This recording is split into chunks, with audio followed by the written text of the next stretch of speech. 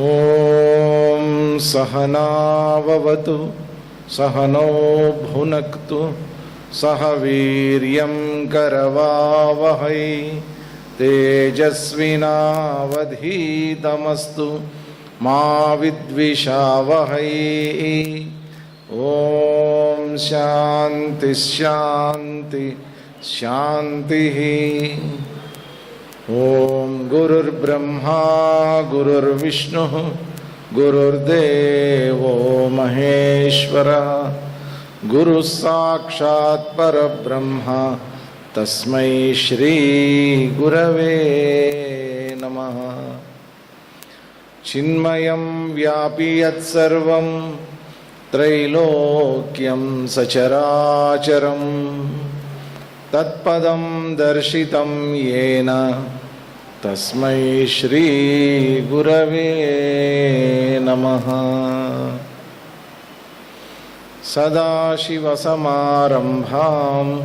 శంకరాచార్యమధ్యమాం అస్మదాచార్యపర్యంతాం వందే గురుపరంపరాం.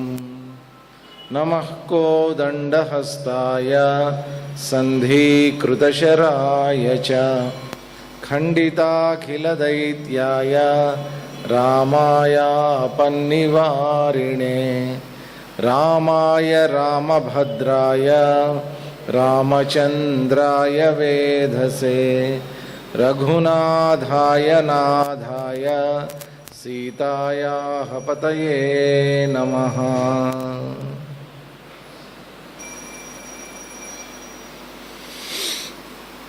ముందుగా వివేక చూడామణి చెప్పాలి అని అనుకున్నాం. ఎందుకని అనుకున్నామంటే శంకరాచార్యులు వారి జీవిత చరిత్ర, వారి రచనలుకి సంబంధించినటువంటి ఏదైనా ప్రవచనం చెప్తే బాగుంటుంది అని అన్నారు. అంటే అప్పుడు నాకు అనిపించింది, మామూలుగా అయితే ఒక వారం రోజులు సమయం మీకు ఇవ్వటం జరుగుతుంది అని అన్నారు. వాస్తవంగా చెప్పాలంటే శంకరాచార్యులు వారి ఏ సబ్జెక్టు కూడా వారం రోజుల్లో పూర్తి కాదు. ఆయన రచనలు అట్లాంటివి. అందుకని నేనేమనుకున్నానంటే శంకరాచార్యులు వారు రాసిన అతిపెద్ద గ్రంథం ఏదైతే ఉందో దాన్ని తీసుకుందామని అనుకున్నాను. ఏంటంటే అది వివేక చూడామణి, శంకర విరచితమైనటువంటి వివేక చూడామణి. 580 శ్లోకాలు ఉంటాయి దీంట్లో. 580 శ్లోకాల గురించి చెప్పుకోవాలంటే కనీసం 4 నెలలు పడుతుంది. ఇంతకుముందు చెప్పాను నేను, 4 నెలలు సమయం పడుతుంది రాజలక్ష్మి అమ్మాశ్రమంలో చెప్పినప్పుడు.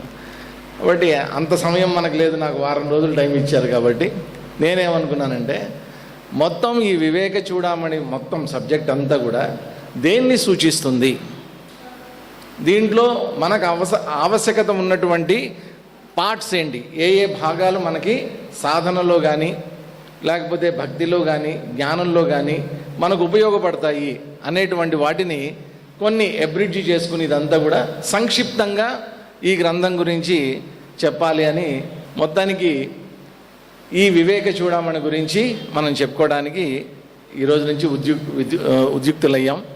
దీంట్లో నాకు ఇచ్చినటువంటి సమయం 6 గంటల నుంచి 7 గంటల వరకు. సో ఈ గంటల సేపట్లో చెప్పగలిగినంత ప్రయత్నం చేద్దాం.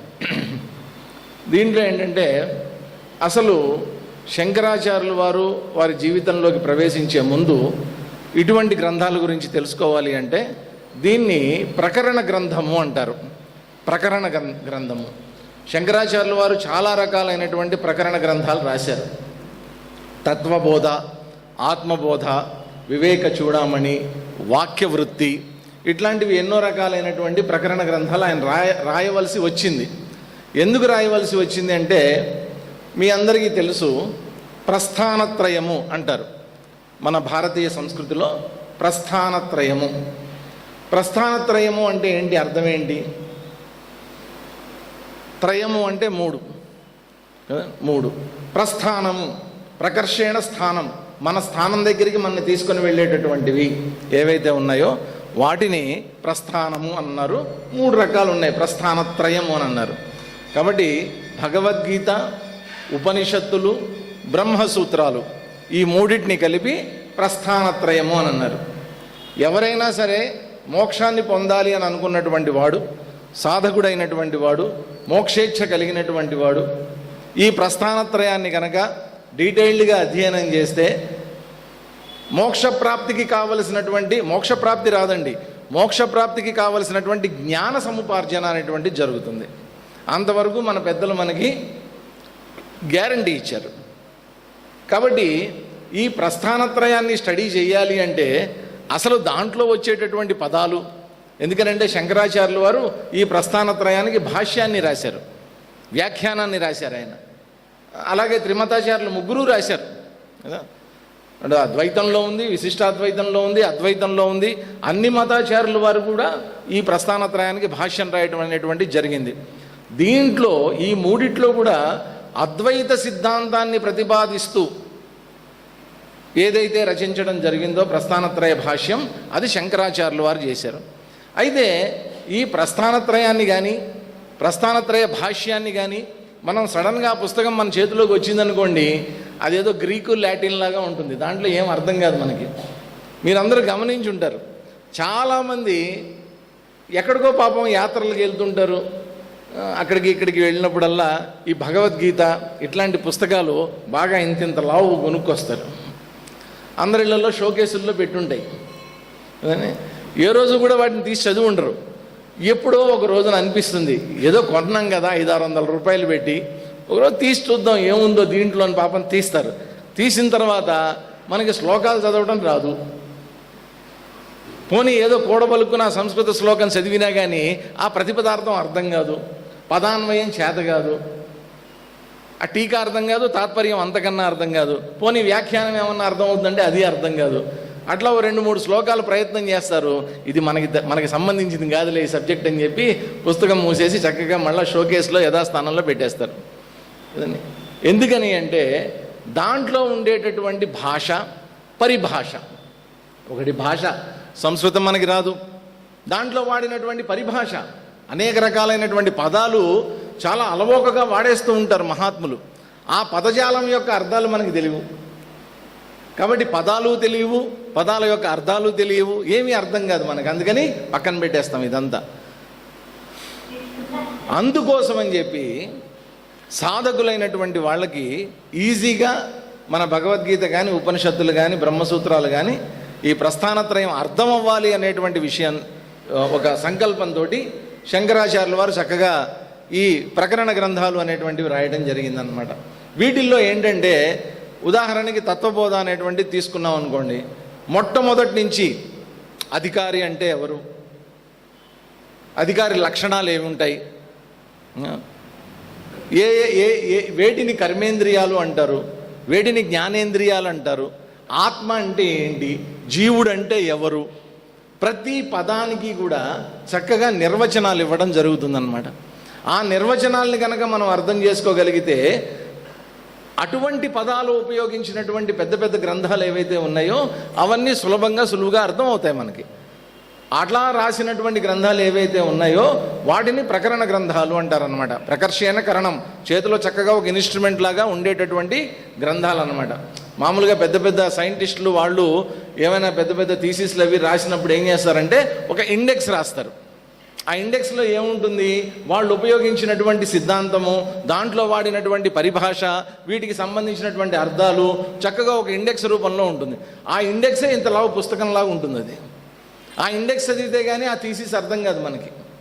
అదేవిధంగా ఈ ప్రకరణ గ్రంథాలు అనేటువంటివి చదివితే తప్ప మనకి భగవద్గీత, ఉపనిషత్తులు, బ్రహ్మసూత్రాలు ఇటువంటి ప్రస్థానత్రయం మనకి అర్థం కాదు అన్నటువంటి ఒక సత్సంకల్పంతో శంకరాచార్యులు వారు మనకి ఈ ప్రకరణ గ్రంథాలు అనేటువంటివి అందించడం జరిగింది. దాంట్లో అత్యంత ముఖ్యమైనటువంటిది ఈ వివేక చూడమని. ఇది పేరుకే ప్రకరణ గ్రంథం కానీ ఉపనిషత్ సమానమైనటువంటి జ్ఞానం దీంట్లో అందించడం జరిగింది. బ్రహ్మసూత్రాల్లో ఏ జ్ఞానం అయితే చెప్పబడిందో అటువంటి జ్ఞానాన్ని అంతా కూడా దీంట్లో మనకి శంకరాచార్యులు వారు అందించారు. అంత అద్భుతమైనటువంటి గ్రంథం.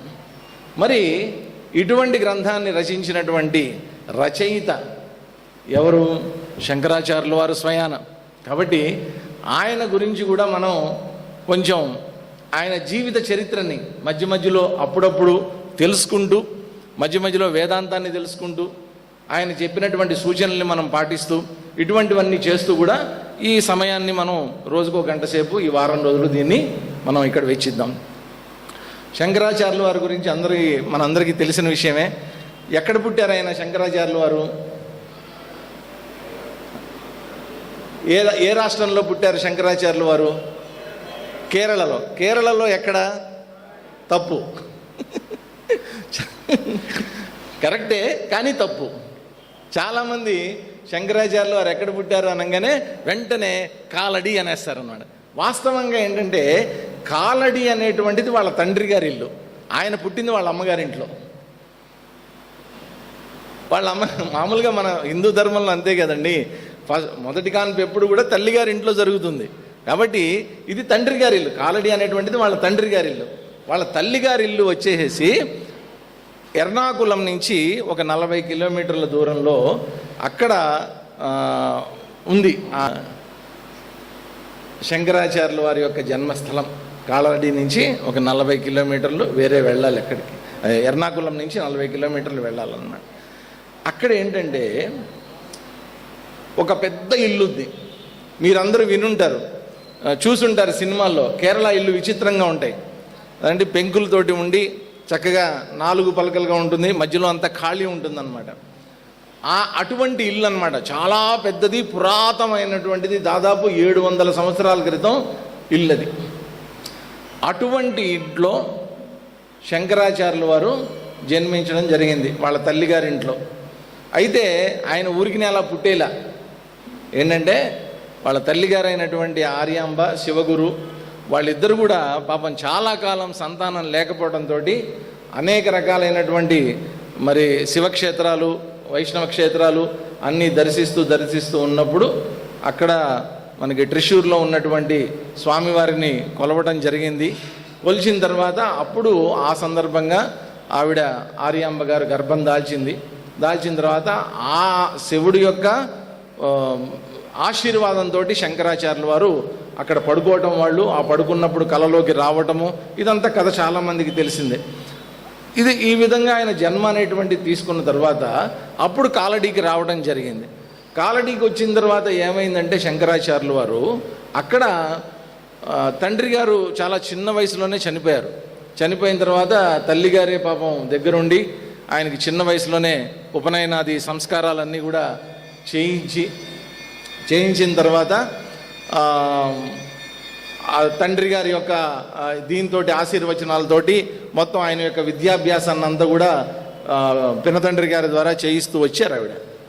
వచ్చిన తర్వాత ఈయన ఏకసంతాగ్రాహి కావడంతో చిన్న వయసులోనే సంస్కృతం కానీ వేదం కానీ వేదాంగాలు కానీ లేకపోతే న్యాయము సాంఖ్యము వైశేషికము ఇట్లాంటి ఇవన్నీ కానీ ఉపగ్రంథాలన్నీ కానీ చక్కగా అలవోకగా అధ్యయనం చేసుకుంటూ వెళ్ళిపోయారు ఆయన చాలా ఈజీగా చిన్న వయసులో. ఎందుకంటే కారణ జన్ములు సాక్షాత్తు శంకరుడే శంకరాచార్యులు వారి యొక్క రూపాన్ని పొందారు అనేటువంటిది మనకి పెద్దలు చెప్పేటటువంటిది.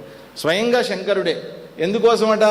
లోకంలో ఉండేటటువంటి ఆ రోజుల్లో ఉన్నటువంటి అశాంతినంతా కూడా నిర్మూలించి, ఆ రోజుల్లో ఉండేటటువంటి దురాచారాలన్నింటినీ కూడా నిర్మూలించి తిరిగి ధర్మ సంస్థాపనం చేయాలి అనేటువంటి సంకల్పంతో శంకరుడే శంకరాచార్యులు వారి రూపంలో తిరిగి జన్మించారు అనేటువంటిది ఆ రోజుల్లో మనకి చెప్పినటువంటిది పెద్దలు. కాబట్టి ఆ విధంగా జన్మించినటువంటి శంకరాచార్యులు వారు కాబట్టి చిన్న వయసులోనే కారణజన్ములైనటువంటి వారు అన్నిటినీ అవబోసన పట్టడం మొదలుపెట్టారు. చాలా ఈజీగా అన్నీ నేర్చేసుకుంటున్నారు ఆయన. నేర్చుకున్న తర్వాత ఆయనకి ఏంటంటే ఒక ఇన్సిడెంట్ జరిగింది. అప్పట్లో ఏంటంటే గురుకులాల్లోకి వెళ్ళి విద్యాభ్యాసం చేసేవాళ్ళు.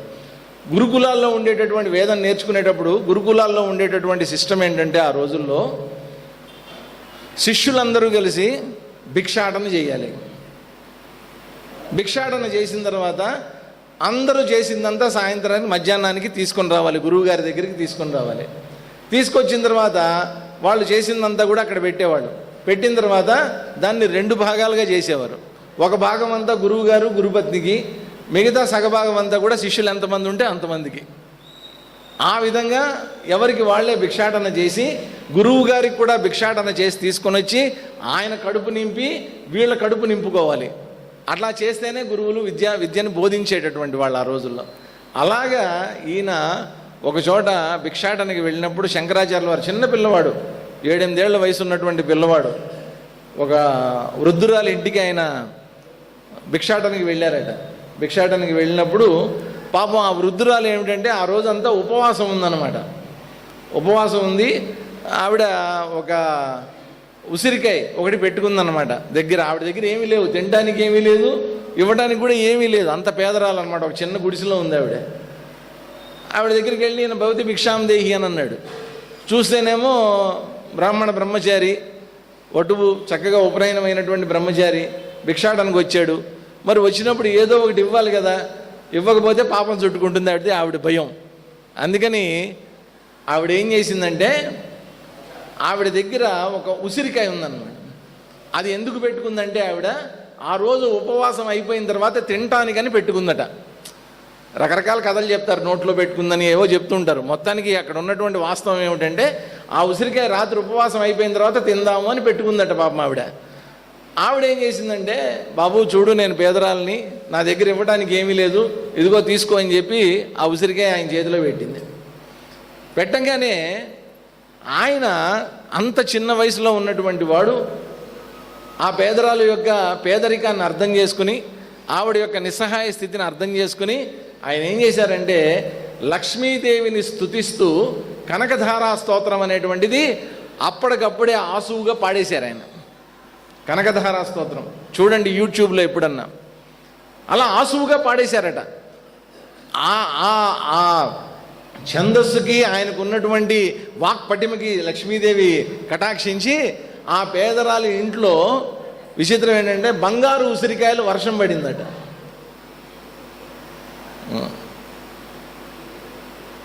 మనం పాడితే పడుతుందండి?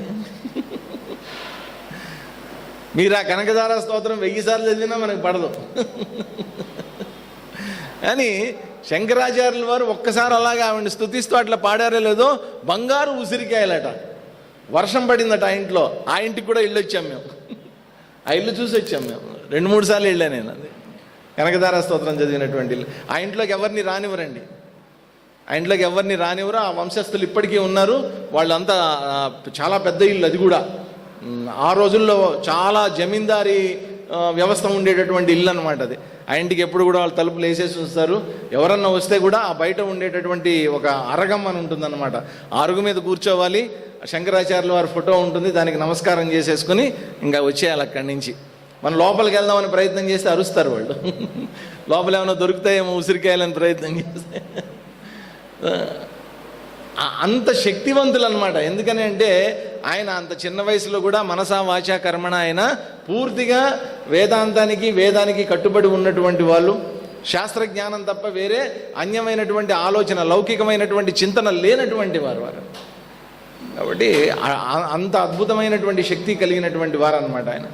కాలడి వచ్చిన తర్వాత ఆయన విద్యాభ్యాసం చేస్తూ ఉన్నప్పుడు తల్లిగారు కొంచెం అస్వస్థతకి గురవటం జరిగింది.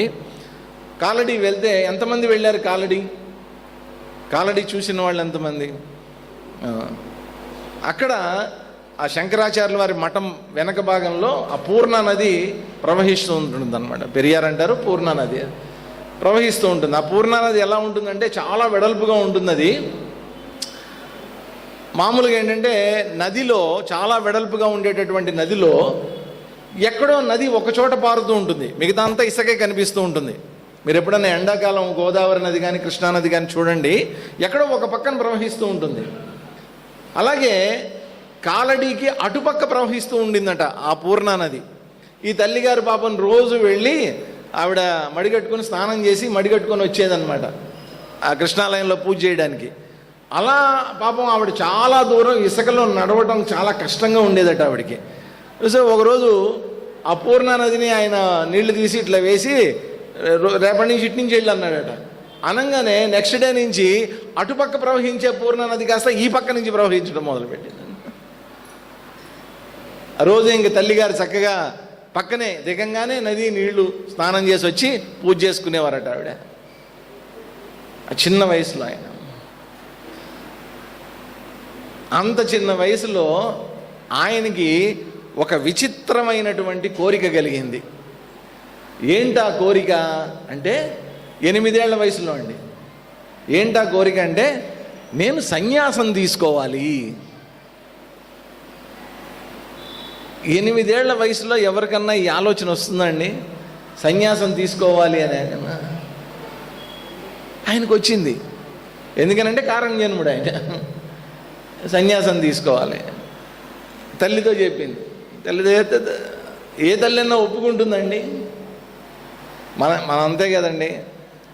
ఎవరు చేసుకున్నారు, బాగున్నారా అని అడిగాను అనుకోండి, ఎవరిని అడిగినా ఒకే మాట చెప్తారు, ఏం బాగండి, అనవసరంగా చేసుకున్నాం. జోకో నిజమో మొత్తానికి అంటారు ఈ మాట, జోక్ చేయడానికన్నా అంటారు. కానీ ఏముందండి ఊరికి పెళ్ళి పెటాకులు ఇదంతా అని తెలిసినా కానీ కొడుకుల్ని కూతుళ్ళని మాత్రం లాక్కొచ్చి పెళ్లి చేస్తారు బలవంతంగా. మేమేనా ఇబ్బందులు పడేది, నువ్వు కూడా పడు అని చెప్పి వాళ్ళ జుట్టు పట్టుకుని లాక్కొచ్చి పెళ్లి చేస్తారు వాళ్ళకి. వాడు బాబా సన్యాసం తీసుకుందాం అనుకున్నా, ఆధ్యాత్మిక మార్గంలో వెళ్దాం అనుకున్నా కానీ వెళ్ళనివ్వరు వాళ్ళని. అలాంటి తల్లిదండ్రులు ఉంటారు. ఈ తల్లిగారు కూడా అంతే, ఒప్పుకోలేదు ఆవిడ. నేను ఒప్పుకోను సన్యాసం, ఉన్న ఒక్కగానొక్క కొడుకువి, ఇంకా చిన్నపిల్లాడివి, నీకు అసలు సన్యాసం అంటే ఏంటో కూడా తెలియదు, ఇటువంటి వయసులో నువ్వు సన్యాసం ఏమిటి, నేను ఒప్పుకోనంది. ఒకరోజు తల్లిగారితో పాటు ఈయన పూర్ణ నదికి వెళ్ళాడనమాట.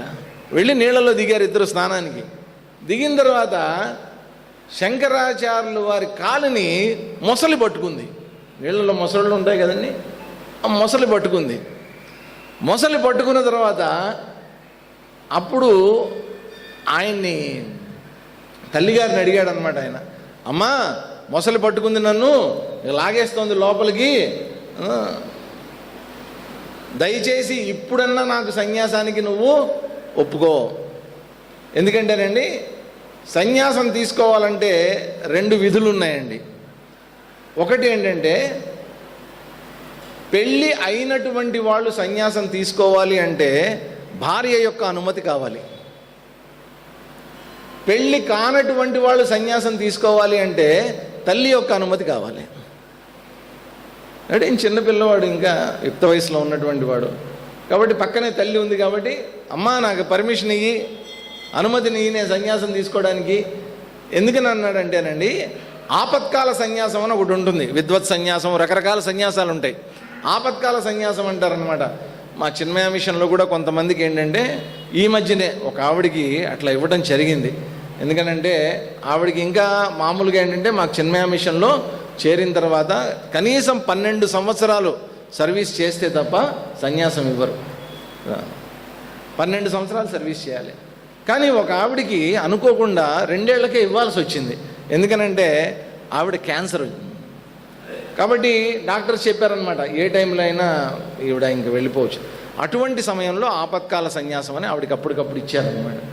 శంకరాచార్యుల వారు కూడా వెంటనే ఏం చేశారంటే ఆపత్కాల సన్యాసం తీసుకోవాలని డిసైడ్ అయ్యారు. ఆయన డిసైడ్ అయిపోయి వెంటనే తల్లిని అడిగారనమాట. తల్లిని అడిగితే తల్లి పాపం ఇంకేం చేస్తుంది ఆ సమయంలో, సరే నాయన నీ ఇష్టం అంది. అనేసరికి తల్లి పర్మిషన్ ఇచ్చేసింది. విచిత్రం ఏంటంటే మొసలు కూడా వదిలేసింది. ఇంకా తల్లి పర్మిషన్ ఇచ్చేసింది కాబట్టి, అనుమతి ఇచ్చేసింది కాబట్టి అప్పటికే ఆయన సన్యాసానికి కావలసినటువంటి మంత్రాలన్నీ చదివేశాడు ఆయన. ఓం భూర్భువస్వ సంజ్ఞస్తోహం, ఓ భూర్భువస్వ సంజ్ఞస్తోహం 3 సార్లు చెప్తే చాలు. మామూలుగా ఏదో ముస్లిమ్స్లో చూడండి 3 సార్లు తలాక్ తలాక్ తలాక్ అని చెప్తే విడాకులు ఇచ్చేసినట్టేనట. అట్లాగా ఓం భూర్భువస్వ సంజ్ఞస్తోహం అని 3 సార్లు చెప్తే సన్యాసం తీసేసుకున్నట్టే. ఆయన అప్పటికే 3 సార్లు చెప్పేశారు ఆయన. కాబట్టి is no more A Brahmachari, is a సన్యాసి. కాబట్టి అలాగా అప్పటికప్పుడు సన్యాసం తీసుకున్నటువంటి ఆయన ఇంకా తర్వాత గురువు యొక్క అన్వేషణలో ఆయన వెళ్ళటం జరిగింది. అలా ఆయన ఆ రోజుల్లో మనకి బస్సులు, విమానాలు, ఫ్లైట్లు ఏం లేవు కాబట్టి కాలినడకనే ఆయన మొత్తం అంతా తిరిగేవారు ఆయన. అలా వెళ్తూ వెళ్తూ నర్మదా నది వద్దకు చేరుకున్నారు. ఆ నర్మదా నది దగ్గర ఆయనకి గౌడపాదాచార్యులు వారి యొక్క శిష్యులైనటువంటి గోవిందపాదాచార్యులు వారు తారసపట్టడం జరిగిందనమాట. గౌడపాదాచార్యులు ఎవరంటే సుఖమహాముని శిష్యులు. సుకుడు ఎవరో తెలుసు కదా, వ్యాసమహాముని కొడుకు ఆయన స్వయంగా. ఆయన కొడుకు వ్యాసుల వారి కొడుకు అయినటువంటి శుకుడి యొక్క శిష్యుడైనటువంటి గౌడపాదుల యొక్క శిష్యుడైనటువంటి గోవిందపాదాచార్యుల వారు తారసపడ్డారు. ఆ గోవిందపాదులు కనిపించగానే ఈయన వెంటనే సాష్టాంగ నమస్కారం చేశారు. చేయగానే ఎవరినైనా నువ్వు అని అడిగారు. అడిగితే మామూలుగా మనం ఎవరు నువ్వు అని అడగంగానే ఏం చేస్తాం, sir I'm so and so అండి, ఐఎమ్ స్వామి ఆత్మవిధానంద అనంతపూరు చిన్మయామిష్ణు ఇవన్నీ చెప్పేస్తాం మనం. ఆయన అట్లా కాదు. ఆయన తన్ని తాను ఇంట్రడ్యూస్ చేసుకున్నటువంటి విధానం ఏంటంటే, తన్ని తాను పరిచయం చేసుకున్న విధానం ఏంటంటే, నామరూపరహితమైనటువంటి శుభకరమైనటువంటి శంకరుడు ఎవరైతే ఉన్నారో శివోహం శివోహం శివోహం అని చెప్పారట. అటువంటి శివతత్వం నేను అని చెప్పారట. అప్పుడు గోవిందపాదాచార్యుల వారికి అర్థమైనటువంటి విషయం ఏంటంటే, ఇతను శంకరుడు కాదు, సాక్షాత్తు శివుడే శంకరుడు యొక్క రూపంలో ఈరోజు ఇక్కడికి వచ్చాడు నా ముందుకి అని చెప్పి ఆయన ప్రతి నమస్కారం చేసి, ఏమిట్రా అంటే నాకు ఇంకా అన్నీ వదిలేసి వచ్చేసాను, నేను ఆత్మవిద్య కావాలి నాకు అని అడిగారు. అప్పటికే ఆయనకు ఆత్మవిద్య తెలుసు. కాకపోతే ఆయన అడిగింది ఏంటంటే, నాకు కొంత రచనలు చేయాలని ఉంది, ఇదిగో ఈ భాష్యాలు ఇవన్నీ రాయాలని ఉంది, వీటన్నిటి మీద ప్రస్థానత్రయం మీద ఇదంతా చెప్పారనమాట. చెప్పిన తర్వాత ఆయన దగ్గర కూర్చుని చక్కగా అన్ని డిస్కషన్స్ అన్నీ పూర్తి చేశారు. చర్చోపచర్చలన్నీ జరిగాయి. అక్కడి నుంచి ఆయన వారణాసి రావటం, ఈ వారణాసికి వచ్చిన తర్వాత అక్కడ కాశీలో ఆయన చాలా కాలం ఉండటం, అక్కడి నుంచి బదరీకి చేరుకోవటం, ఆ బదరీలో కూడా ఆయన చాలా కాలం ఉండటం, ఆ తర్వాత అక్కడ కొన్ని రచనలు పూర్తి చేసిన తర్వాత భారతదేశం అంతా కూడా ఆయన సంచరిస్తూ దాదాపు 4 సార్లు తిరిగారట. భారతదేశం మొత్తాన్ని 32 ఏళ్ల వయసులో 4 సార్లు ఆయన పర్యటించారట. పర్యటించి 4 మఠాలని ఆయన స్థాపించారు. మనకి తెలుసు. ఒకటి శృంగేరిలో ఉంది, ఇంకొకటి ద్వారకాలో ఉంది, ఒకటి బద్రీ దగ్గర జోషిమఠ్ అంటారు, జ్యోతిర్మఠం అక్కడ ఉంది, పూరిలో ఒక మఠం ఉంది. కాబట్టి ఈ 4 మఠాలని స్థాపించి 4 వేదాలకి అంకితం చేసి 4 శిష్యుల్ని 4 మఠాలకి కూడా అధిపతులుగా ఆయన పెట్టి చక్కగా ఈ ధర్మోద్ధరణ, వేదోద్ధరణ, వేదాంతోద్ధరణ ఇదంతా కూడా ఆయన గావించడం జరిగిందనమాట. ఇదంతా ఎంతకాలంలో జరిగిపోయింది? ఇదంతా 32 ఏళ్ల వయసులో జరిగిపోయింది. అంతా కేవలం 32 ఏళ్ల వయసులో. ఆ తర్వాత ఆయన బదిరీలోనే ఉండి అక్కడి నుంచి ఆ శరీరం విడిచిపెట్టి అక్కడి నుంచి ఆయన వెళ్ళిపోవడం నెమ్మదిగా జరిగింది. తర్వాత ఏం జరిగిందో కూడా ఎవరికీ తెలియదు. ఆయన ఎక్కడికి వెళ్ళిపోయారో హిమాలయాల్లో ఎవరికీ తెలియదు. ఇది సంక్షిప్తంగా ఆయన జీవిత చరిత్ర. ఈయన చిన్న వయసులో జరిగినటువంటి సంఘటనలు ఇవన్నీ. ఆ తర్వాత ఆయన ప్రచారంలో ఉన్నప్పుడు లేదా పర్యటనల్లో ఉన్నప్పుడు ఏ రకాలైనటువంటి సంఘటనలు జరిగాయనేటువంటివి నెమ్మదిగా మనం తర్వాత చూద్దాం. దీంట్లో ఏంటంటే, ఇటువంటి శంకరాచార్యుల వారి చేత రచింపబడినటువంటి ఈ వివేక చూడమణి గ్రంథాన్ని మనం ఈరోజు ప్రారంభించబోతూ ఉన్నాం. దీంట్లో ఒక మొట్టమొదటి శ్లోకం వారి గురువు గారైనటువంటి గోవిందపాదాచార్యుల వారిని, గోవిందుల్ని స్మరించుకుంటూ ఆయన చెప్పినటువంటి శ్లోకం ఇది. కాబట్టి ఎప్పుడైనా సరే ఏదైనా ఒక ఉత్తమమైనటువంటి కార్యాన్ని ప్రారంభించాలి అంటే ముందు భగవంతుణ్ణి, తర్వాత గురువుని, తల్లిదండ్రుల్ని, ఎవరో ఒకళ్ళని స్తుతించి అప్పుడు ప్రారంభించడం మన మహాత్ములకు అలవాటు. కాబట్టి ఇక్కడ చక్కగా చదివారు. దీన్ని కూడా మనందరం, నేను చదువుతాను, మీరు నాతో పాటు రిపీట్ చేయండి ఆ శ్లోకాన్ని. సర్వ వేదాంత సిద్ధాంత గోచరం తమ గోచరం గోవిందం పరమానందం సద్గురుం ప్రణతోస్మ్యహం. సర్వ వేదాంత సిద్ధాంత గోచరం తమ గోచరం గోవిందం పరమానందం సద్గురుం ప్రణతోస్మ్యహం. అగోచరం. అగోచరం అంటే ఏంటి? గోచరం అంటే కనిపించడం. అగోచరము అంటే ఏంటంటే కనిపించనటువంటి, ఇంద్రియ గోచరం కానటువంటి, కంటికి కనిపించినటువంటి సర్వ వేదాంత సిద్ధాంత గోచరం. కనిపించదు కదా అంటే కనిపిస్తుంది. ఎలా కనిపిస్తుంది? సర్వ వేదాంత సిద్ధాంత గోచరం. ఎవరైతే వేదాంతంలో చెప్పబడినటువంటి సిద్ధాంతాలన్నింటినీ స్టడీ చేశారో అటువంటి వాళ్ళకి మాత్రమే గోచరమయ్యేటటువంటి పరమానందం, పరమ ఆనందం. ఆనందం అంటే ఏంటి? ఆనందం అంటే సంతోషం అంటే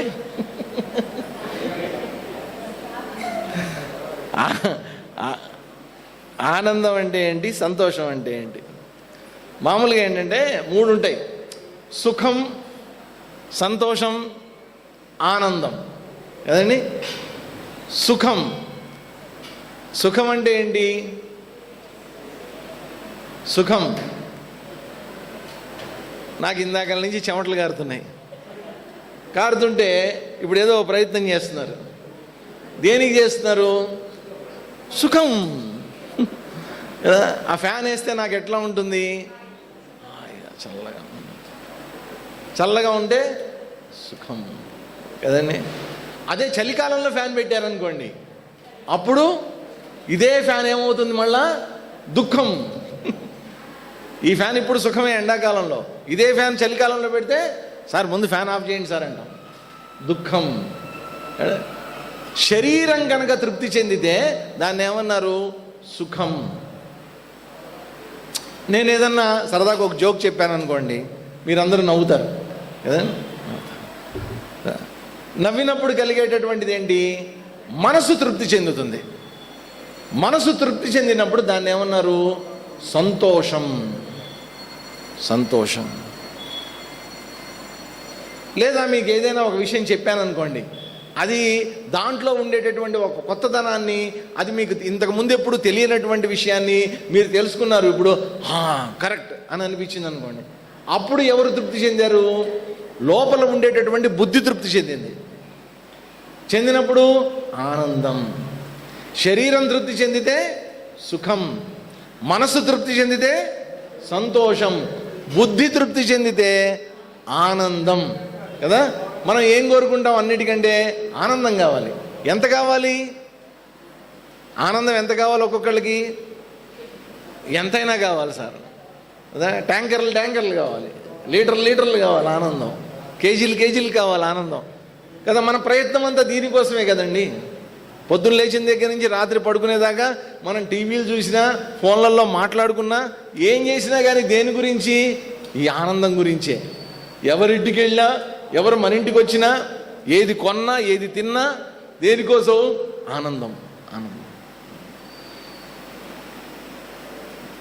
వస్తుంది. ఆనందం రాకపోతే సినిమాలకి ఎందుకు వెళ్తాం? రాకపోతే తిండి ఎందుకు తింటాం? వస్తుంది ఆనందం. కాకపోతే ఈ ఆనందం ఎంతసేపు ఉంటుంది? ఒక అరగంట, గంట.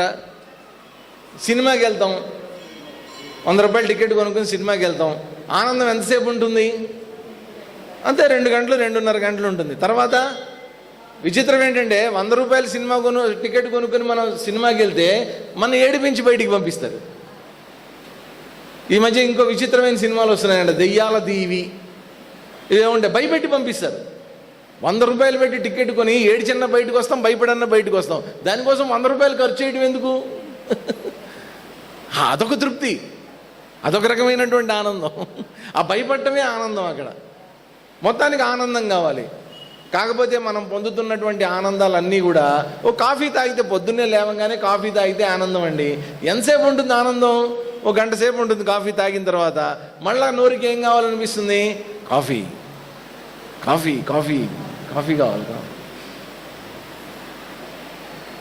కాబట్టి మనం పొందే ఆనందాలన్నీ కూడా టెంపరరీ ఆనందాలు, తాత్కాలికమైనటువంటి, క్షణికమైనటువంటి ఆనందాలు.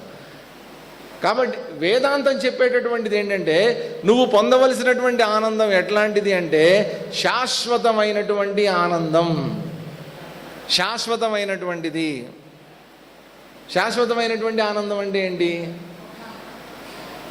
ఏ ఆనందం పొందిన తర్వాత ఇక నువ్వు ఆనందం పొందవలసినటువంటి అవసరం లేదో, పొందగలిగితే నీకు ధైర్యం ఉంటే అటువంటి ఆనందాన్ని పొందు. ఈ చిన్న చిన్న చిల్లర ఆనందాలు వద్దు. ఇంకా శాశ్వతమైనటువంటి పెర్మనెంట్ హ్యాపీనెస్, పెర్మనెంట్ బ్లిస్, దాన్ని పొందగలిగితే పొందు, ప్రయత్నం చేయి. ఎందుకని? అది ఒకసారి పొందిన తర్వాత ఈ ప్రపంచంలో ఆనందాల కోసం నువ్వు వెంపర్లాడటం అనేటువంటిది మానేస్తావు. ఇంకా అటువంటి ఆనందానికి పెట్టినటువంటి పేరేంటంటే పరమానందం. పరం ఆనందం. పరం అంటే ఏంటి? దాని తర్వాత ఇంక లేదు. ఏ ఆనందాన్ని పొందిన తర్వాత నువ్వు ఆనందం పొందవలసినటువంటి అవసరం లేదో అటువంటి ఆనందమే పరమానందం, పరం ఆనందం. కాబట్టి గోవింద పాదాచార్యులు వారిని ఏమని స్తుతిస్తున్నారయ్యా? గోవిందం పరమానందం. నువ్వు కేవలం గురువే కాదు, ఎలాంటి వాడివి నువ్వు? నిరంతరం ఆ పరమమైనటువంటి ఆనందంలో రమిస్తూ ఉండేటటువంటి వాడికి. అటువంటి గోవింద పాదాలు సద్గురుం ప్రణతోస్మ్యహం. ఓ సద్గురు, ప్రణతోస్మి అహం, నీకు నమస్సులు అర్పిస్తున్నాను. కాబట్టి తన గురువు గారైనటువంటి గోవింద పాదాచార్యుల వారిని ఆయన పరమానంద స్వరూపుడిగా ఎంచుకొని ఆయనకి ప్రణామాలు అర్పించి ఈ గ్రంథాన్ని ప్రారంభించారు. అయితే ఈ గ్రంథాన్ని ప్రారంభించడంతోనే ఇది అసలు ఎవరి కోసం రచింపబడినటువంటి గ్రంథం ఒకటి, రెండోది ఎందుకోసం రచింపబడినటువంటి గ్రంథం, ఎందుకోసం రచించారు ఈ గ్రంథం, దాన్ని కూడా ముందు మనకి చెప్తారన్నమాట. దీనికి ఒక ఎందుకనంటేనండి, మహాత్ములు ఏదైనా ఒక పని చేశారు అంటే దానికి ఏదో ఒక పర్పస్ ఉంటుంది కదా. ఇవాళ మనందరం ఇక్కడికి వచ్చి కూర్చున్నాం.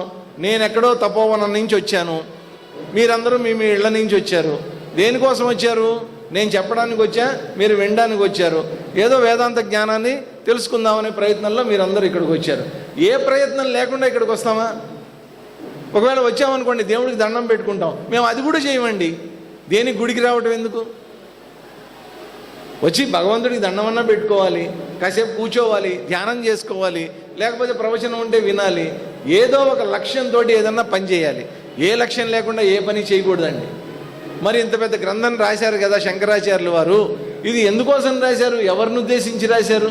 దీని పర్పస్ ఏమిటి అనేటువంటిది ఆయన మొట్టమొదటే చెప్పినటువంటి శ్లోకం ఏంటంటే, జంతూనాం నరజన్మ దుర్లభమతః పుంస్త్వం తతో విప్రత తస్మాద్వైదిక ధర్మ మార్గభరత విద్వస్వమాత్మాత్మరం ఆత్మానాత్మ వివేచనం స్వనుభవో బ్రహ్మాత్మనా సంస్థితి ముక్తిర్నో శతకోటి జన్మ సుకృతై పుణ్యైర్వినా లభ్యతే. అసలు ఈ మానవ జన్మ యొక్క విశిష్టతని గురించి చెప్పారండి. జంతువునాం నరజన్మ దుర్లభం అతః. నరజన్మ అంటే ఏ జన్మ? మానవ జన్మ. ఈ మానవ జన్మ ఎలాంటిదట? దుర్లభం. సులభం, దుర్లభం. సులభం అంటే ఏంటి? ఈజీగా దొరికేటటువంటిది. దుర్లభం అంటే ఏంటి? చాలా కష్టంగా దొరికేటటువంటిది. జంతువునాం, జంతువులలో. కాబట్టి మనందరం ఎవరు? జంతువులం కదండి. మనందరం జంతువులు. ఎందుకు జంతువులు? పుట్టాం కాబట్టి జంతువులం. అదేంటి సార్ మమ్మల్ని జంతువులు అంటారు? మీరు నమ్మినా నమ్మకపోయినా మీరు జంతువులే. బయట జంతువులన్నీ ఏం చేస్తాయి? 4 కాళ్ళ మీద తిరిగేటటువంటివి. మనం ద్విపాద జంతువులు, 2 కాళ్ళ మీద మసిలేటటువంటి జంతువులం మనం. వాటికి మనకి ఒకటే తేడా. ఏంటి తేడా చెప్పండి? వాటికి మనకి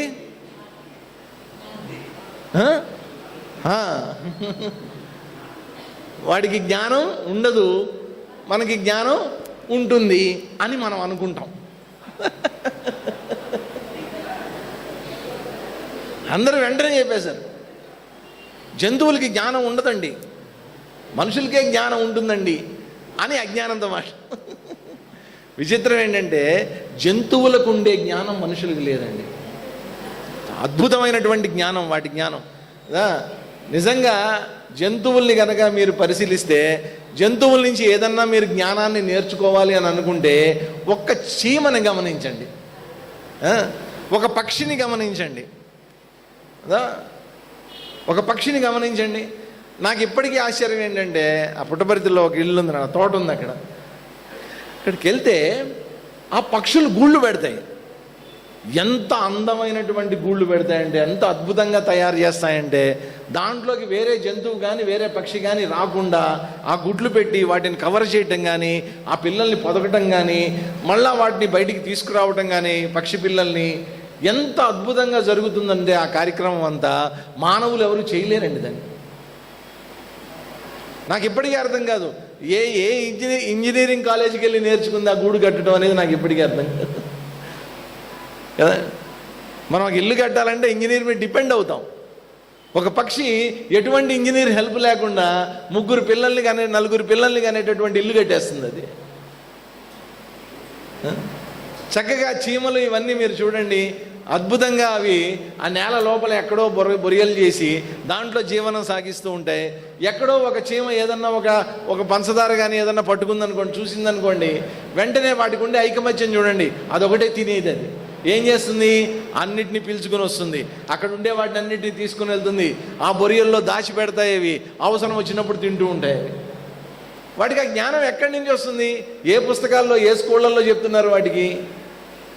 కాకపోతే ఏంటంటే వాటికి మనకి ఉండేటటువంటి డిఫరెన్స్ ఏంటంటే, అవి కేవలం వాటి జ్ఞానం అంతా కూడా ఆహార నిద్ర భయమైధునాని సామాన్యమేతత్ పశుభిర్ నరాణం. ఆహారం కోసం వాటి జ్ఞానం ఉపయోగపడుతుంది. నిద్ర, అవి నిద్రపోతాయి, మనము నిద్రపోతాం. మైథునం, అవి పిల్లల్ని కంటున్నాయి, మనము పిల్లల్ని కంటున్నాం. ఇట్లాంటివన్నీ ఏంటి? పశుభిః నరాణం సామాన్యం ఏతత్. జంతువుల్లో మానవుల్లో ఇవన్నీ కూడా సామాన్యం, కామన్ ఇవన్నీ కూడా. మరి వాటికి మనకి ఉండేటటువంటి తేడా ఏంటి అంటే, వాటి బుద్ధి కేవలం వాటి కడుపు నింపుకోవడానికి, పిల్లల్ని గండం వరకే నిలబడుతుంది తప్ప, మనకుండేటటువంటి జ్ఞానం ఎలాంటిది? మనకుండే జ్ఞానం ఎలాంటిది? అసలు ఈ మానవ జన్మ ఎందుకు వచ్చింది అని తెలుసుకోవడానికి ఉపయోగపడేటటువంటి జ్ఞానం, ఈ జన్మని ఎలా సార్థకం చేసుకోవాలి అనేటువంటిది తెలుసుకోగలిగినటువంటి జ్ఞానం. అటువంటి జ్ఞానాన్ని భగవంతుడు మనకు బుద్ధి రూపంలో పెట్టాడు, ఆ బుద్ధిలో జ్ఞానాన్ని కూడా పెట్టాడు. The intelligence and the intellect. Intellect పెట్టాడు, ఇంటలెక్ట్లో ఇంటెలిజెన్స్ని కూడా పెట్టాడు భగవంతుడు. కాబట్టి మానవుడి యొక్క జీవితం అంతా దేని మీద సాగుతూ ఉంటుంది? బుద్ధిలో ఉండేటటువంటి జ్ఞానం ద్వారా సాగుతూ ఉంటుంది. ఈ జ్ఞానాన్ని ఉపయోగించుకుని మానవుడు ఇవాళ మనం చూస్తున్నటువంటి కంప్యూటర్లు, ఈ సైన్సు, ఈ రాకెట్సు, ఇప్పుడేంటి కొత్తగా ఆర్టిఫిషియల్ ఇంటెలిజెన్స్, ఏఐ. ఎవరిని కదపండి, ఎవరిని ముట్టుకోండి, ఏఐ. ఆ ఆర్టిఫిషియల్ ఇంటెలిజెన్స్ని కూడా కనిపెట్టినటువంటిది మానవ మేధస్సే. కృత్రిమ మేధస్సుని కనిపెట్టినటువంటిది మానవ మేధస్సు. అది విచిత్రం. కాబట్టి ఇంత అద్భుతమైనటువంటి మానవ జన్మ ఈ జంతువుల్లో లభించడం అనేటువంటిది చాలా దుర్లభం అండి, చాలా కష్టం. కాబట్టి ఎందుకు పుట్టానురా నాయనా అని మాత్రం పొరపాటును కూడా అనుకోకండి. ఈ వచ్చినటువంటి మానవ జన్మని దాంట్లో కూడా ఏంటి, చక్కగా మనకి మానవ జన్మ వచ్చింది, చుట్టుపక్కల అందుబాటులో మనకి శాస్త్రాలు ఉన్నాయి, చదవాలనేటువంటి కోరిక ఉంది, వాటిని విడమర్చి చెప్పగలిగినటువంటి మహాత్ములు బోళ్ళంతమంది ఉన్నారు, శాస్త్రజ్ఞానం బోళ్ళంత ఉంది ఇక్కడ. కాబట్టి ఇవన్నీ తెలుసుకుని మంచి జ్ఞానాన్ని పొంది మోక్షాన్ని పొందడానికి కావలసినటువంటి ఆనుకూల్యత అంతా ఉంది ఇక్కడ, కావలసిన పరిస్థితులు అన్నీ ఉన్నాయి మనకి. ఇంత ఉన్నప్పటికీ కూడా దీన్ని దుర్వినియోగం చేసుకుంటే ఎట్లా? ఇంత ఉన్న ఇన్ని ఫెసిలిటీస్ ఉన్నప్పటికీ కూడా సాధారణమైనటువంటి ఇప్పుడు మామూలుగా జంతువులు అవి వాటి జ్ఞానాన్ని ఉపయోగించుకుని అవి చచ్చిపోతున్నాయి. నా జ్ఞానాన్ని ఉపయోగించుకుని నేను కూడా తింటున్నాను, తాగుతున్నాను, అన్నీ చేస్తున్నాను, చివరికి ఏమవుతున్నా? చచ్చిపోతున్నా. ఇంక జంతువులకి నాకు తేడా ఏముంది? ఓ 4 కంప్యూటర్లు కనిపెట్టేసి 2 రాకెట్లు పైకి పంపించేస్తే నేనేమో గొప్పవాడిని అయిపోతానా? ఆహా, మానవుడికి ఏదో ఇంకా ఉత్తమమైనటువంటి లక్ష్యం ఇవ్వడం జరిగింది. ముక్తిర్నో శతకోటి జన్మ సుకృతై పుణ్యైర్వినా లభ్యతే. కాబట్టి ఇంత గొప్ప మానవ జన్మ పొందినప్పటికీ కూడా మోక్షం అనేటువంటిది పొందాలి అంటే శతకోటి జన్మల్లో నువ్వు చేసుకున్నటువంటి పుణ్యం ఏదైతే ఉందో ఆ పుణ్యం గనక నీకుంటే అప్పుడు నువ్వు మోక్షాన్ని పొందగలుగుతావు. మోక్షం అనే పదాన్ని నువ్వు వినగలుగుతావు. మోక్షం కావాలండి, మోక్షం డబ్బులు కావాలండి.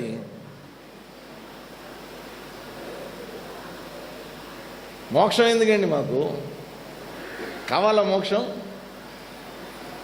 సరే వదిలేయండి. మోక్షం అంటే ఏంటి చెప్పండి?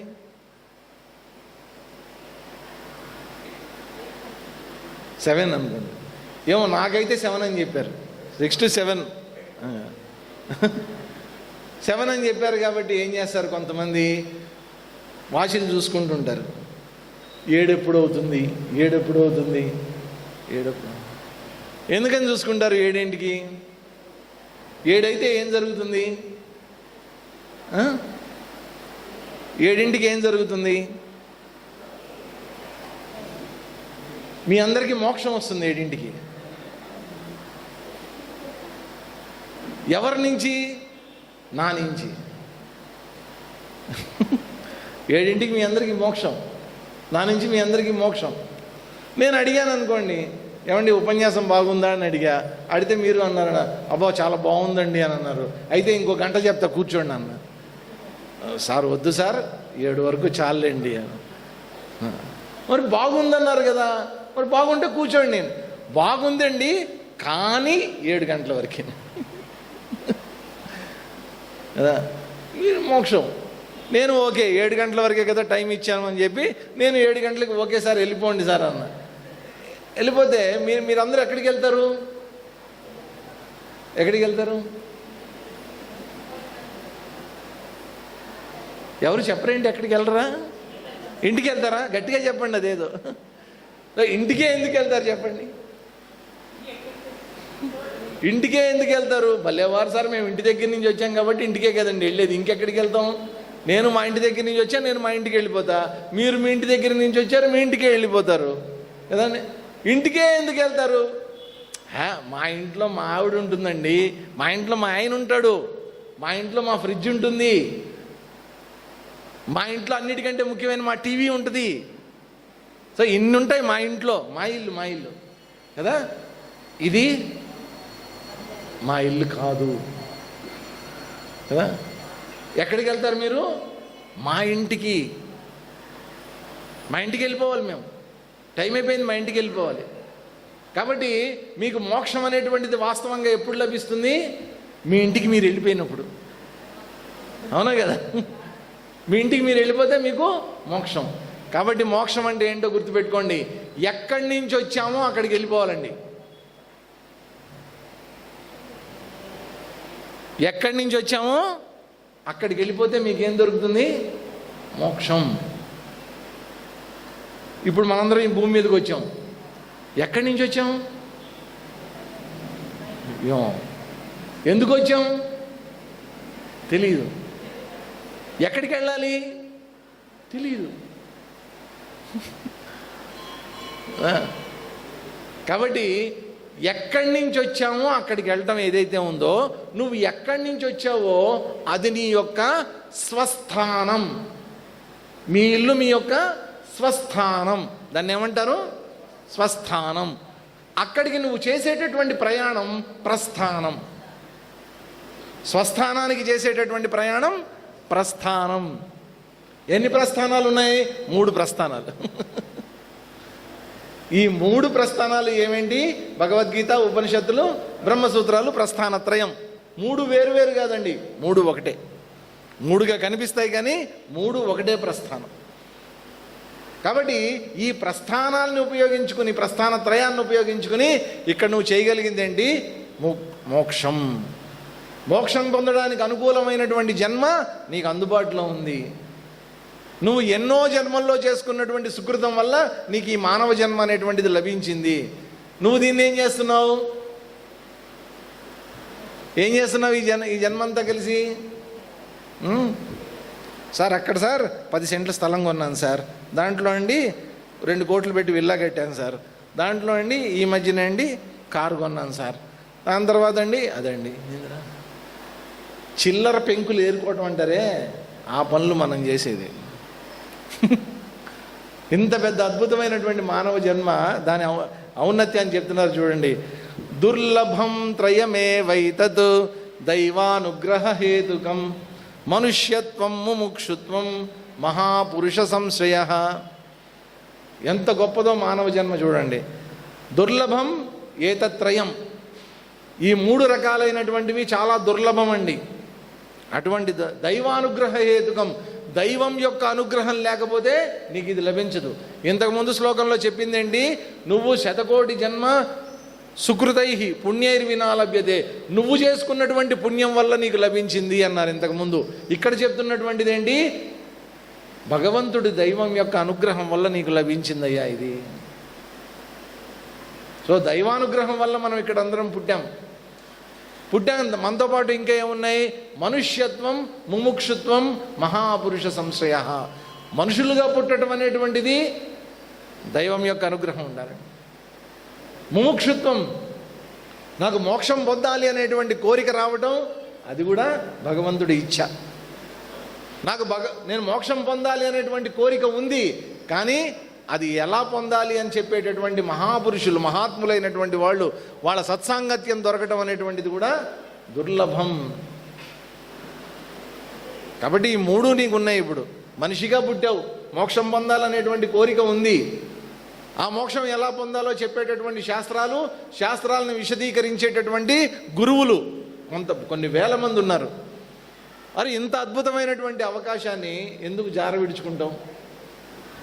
కాబట్టి ఈ మానవ జన్మని పొరపాటును కూడా వృధా చేసుకోవద్దు. ఆయన మీరు వినుంటారండి, గండి క్షేత్రం తెలుసా మీకు? అక్కడ భూమానంద ఆశ్రమం అని ఉంది. రామకృష్ణానంద స్వామి వారు ఉండేవారు. పాత వాళ్ళు చూసుంటారు ఆయన. మొత్తం ఆంధ్ర అంతా ఆ రోజుల్లో నిజంగా అటువంటి మహాత్ములు లేకపోతేనండి ఆంధ్రాలో ఈ భగవద్గీత, ఈ వేదాంత ప్రచారం ఇదంతా కూడా జరిగి ఉండకపోవచ్చు ఆ రోజుల్లో. అటువంటి వాటిల్లో చాలా గొప్పవారు, మహాత్ములైనటువంటి వారు గండి రామకృష్ణానంద స్వామి వారు. ఆయన భగవద్గీత మీద చక్కగా ఒక ప్రవచనం చెప్తూ ఉంటే వారి శిష్యులు దాన్ని రాశారనమాట. ఆ రాసినటువంటి దాన్ని చక్కగా ఒక పుస్తకంలాగా ముద్రించడం జరిగింది. దాంట్లో ఆయన చాలా కడప జిల్లా ఆయన కాబట్టి ఆయన మాట్లాడే భాష అదంతా ఎలా ఉంటుందంటే చాలా సులభంగా, సరళంగా, ఎవరికన్నా అర్థమయ్యేటట్టు ఉపమానాలు కానీ ఆయన ఉదాహరణలు కానీ ఉంటాయి. ఆయన మానవ జన్మ యొక్క గొప్పదాన్ని ఎంత బాగా వర్ణిస్తారంటేనండి, చూడు, ఒక వ్యక్తి అడవిలో ఉన్నాడు, దారి తప్పాడు,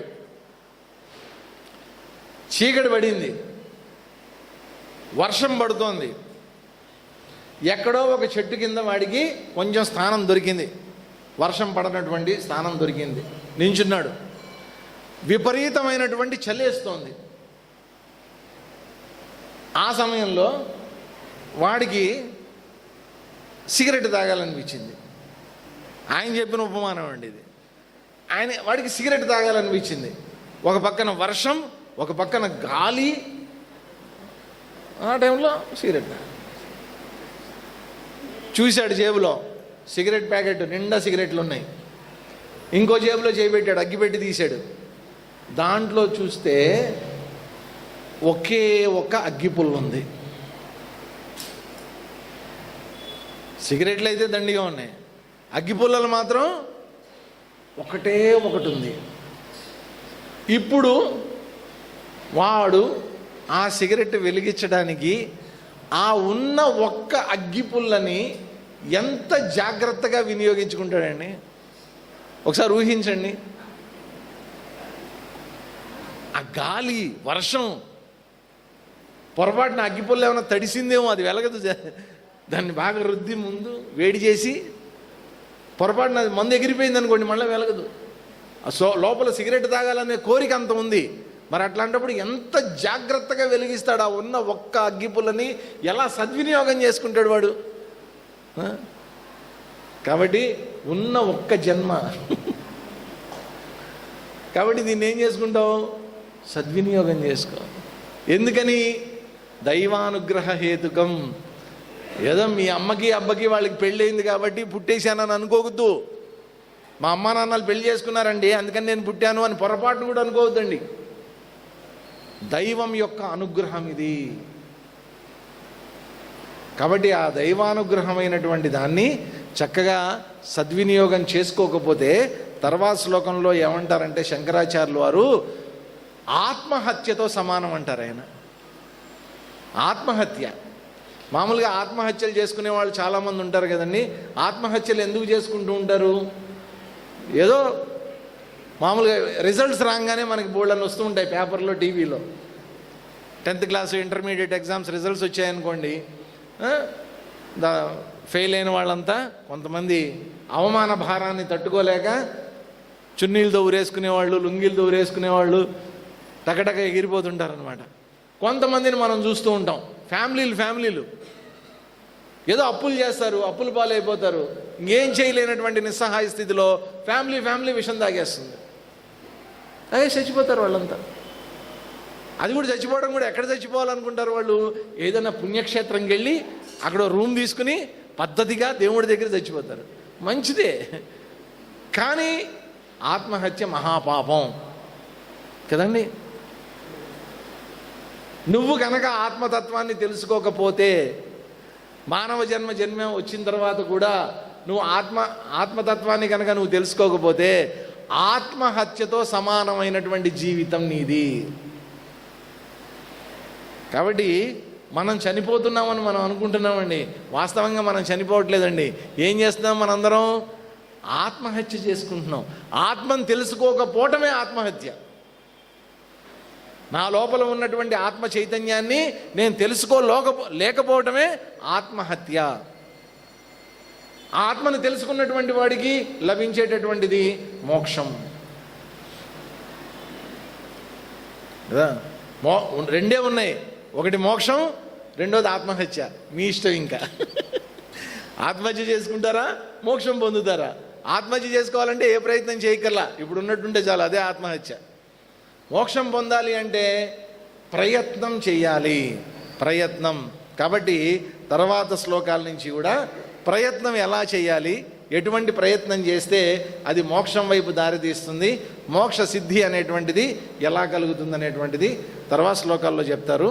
రేపు ఇంకొద్దిగా శంకరాచార్యుల వారి యొక్క జీవితాన్ని చూసి తర్వాత మన స్వప్రయత్నం, మానవ ప్రయత్నం అనేటువంటిది ఎలా చేయాలో దాని గురించి రేపు చూద్దాం. హరి ఓం. ఓం సర్వే భవంతు సుఖినః, సర్వే సంతు నిరామయాః, సర్వే భద్రాణి పశ్యంతు, మా కశ్చిత్ దుఃఖభాగ్ భవేత్. ఓం శాంతి శాంతి శాంతి. హరి ఓం. శ్రీ గురుభ్యో నమః. హరి ఓం.